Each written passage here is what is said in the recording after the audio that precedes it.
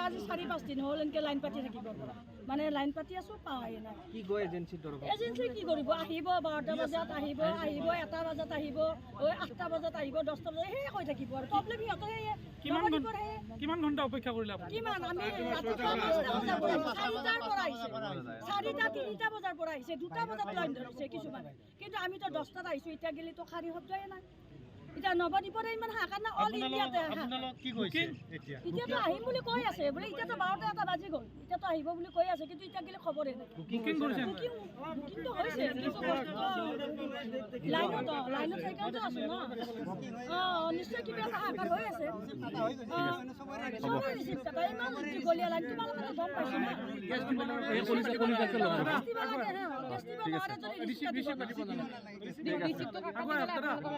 আমিতো এই ৰিচিভ কাটি থিয়া দি আছোঁ এই ৰ'দত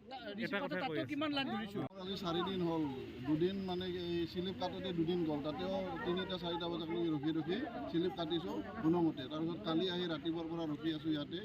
কালি 10:30মান বজাত একজনে আহি কৈছে আজি গাড়ী নাহে এনেকুৱাতো কথা নহয় না আমি প্ৰাইভেট জব কৰোঁ আমাৰ তাতেতো চেলাৰী কাটি দেই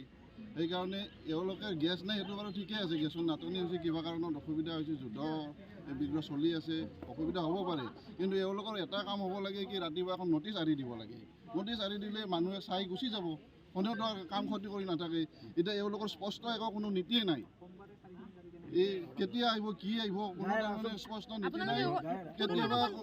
ড্ৰাইভাৰ একজনে আহি গাড়ী দি ক'ব আজি গেছ আহিব কেতিয়াবা কোনোবা একজনে আহি ক'ব ডেলিভাৰী কোনোবা একজনে আহি ক'ব আজি গেছ নাহে এনেকুৱাতো কথা নহয় না মানুহখিনিক ইমান হাৰাচমেণ্ট দিব নালাগে